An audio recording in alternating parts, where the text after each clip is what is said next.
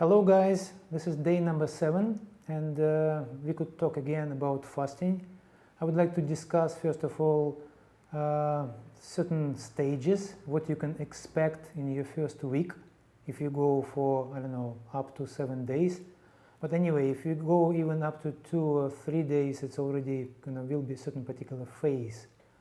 So the phase number 1 usually lasts from 1 to 3 days approximately. And that's where you really, especially when you just started, you feel like kind of craving. You're actually hungry and everything irritates you. I mean, there are some smells, there are some, you become like a little bit more irritated and very sensitive towards any food-related things. Some people kind of dreaming about food or, as I told you in the previous video, I woke up even during night kind of hungry.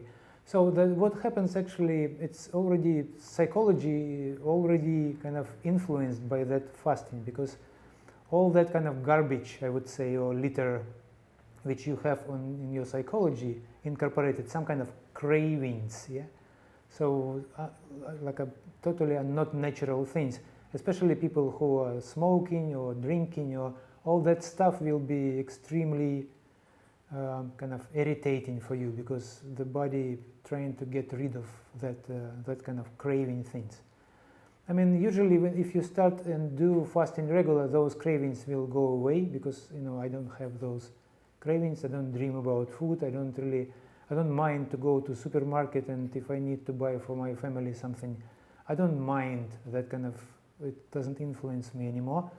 But I have already a long time kind of fasting practice.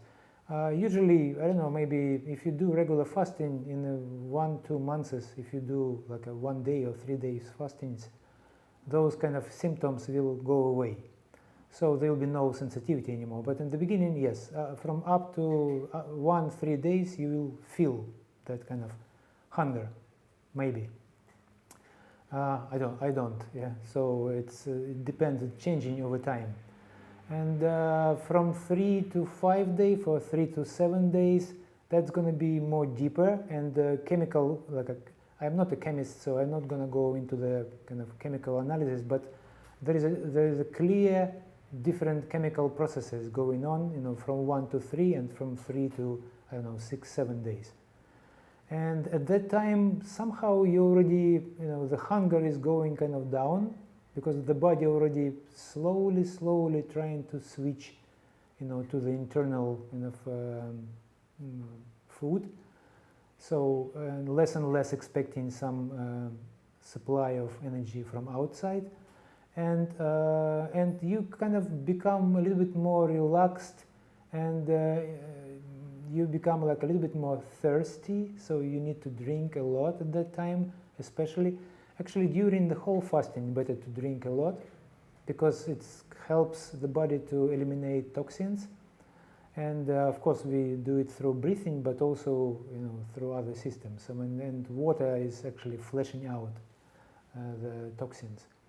So, and as a result, to the end of the 7th days, the whole switch into the internal food is already happening. The first week, you could also expect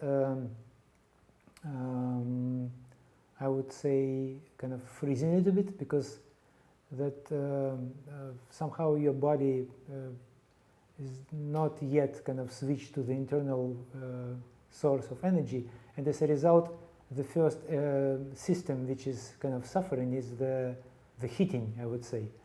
And as a result, you could have like cold hands, or you could freeze a little bit. You see, even right now, it's already 7th day, but it's actually weather in Barcelona right now quite cold. I feel it, and so you need to keep yourself warm, and that's what happens in the first 7 days. And in terms of generally, like what fasting is supposed to be about, is that fasting is normalizing the energy balance. Because normally, like in old times, people didn't have 3-4 times meals per day. Normally, the maximum what people usually eat is like 2 times per day, sometimes actually 1. As a result, during the day it was almost like a natural micro-fasting happening. But now people are eating like more regular and a lot. I think Socrates even said that he was calling people who eat more than 2 times per day like a barbarians. Yeah? So, and another thing I would like just to point out about choosing the day for fasting, because when you are choosing this like not alone fasting but 1, 2, 3 days, or so it's better to choose certain particular dates which are in a full correlation to the moon phase. I mean, if you Google, you probably find some kind of moon diet or whatever. It's like when it's a full moon, it means that the moon is kind of close to the earth and it's pulling, out kind of, so it's actually easier to get rid of toxins. But I also heard the recommendation that not really the full moon, but a little bit before, like phase when it comes from half to the full. So it's actually, they call it like from 8th day to 9 to 10, like 8, 9, 10, 10th day of moon cycle, sorry. That would be the best way to do 1 to 3 days fasting. But of course, if you go for the long one, it actually doesn't matter because you're going to cover all types of, all phases.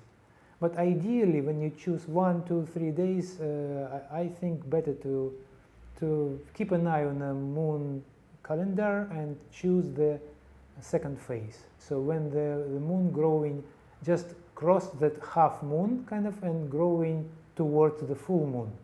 And that area when it's the kind of the power of pulling power kind of growing and reaching the maximum, and that's ideal for getting rid of toxins, because the body is kind of allowing to stuff to go away easier because something is pulled out. Okay, yeah, I hope today's talk was useful, and yeah, keep an eye on my videos, and we've done 1 week. Yay! So 5 more weeks to go, and we will get to the end. Okay, bye bye guys, see you.